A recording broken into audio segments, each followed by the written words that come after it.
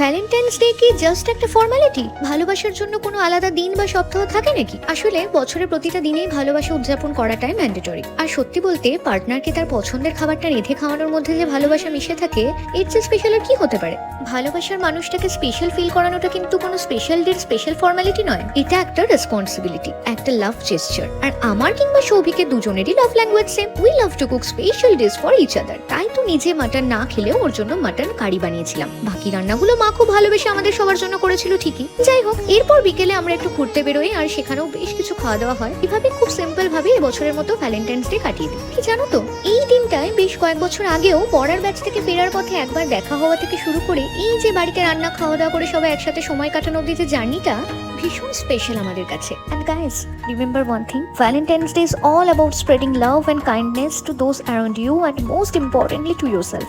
So, কিভাবে কাটালে এবছরের ভ্যালেন্টাইন্স ডে?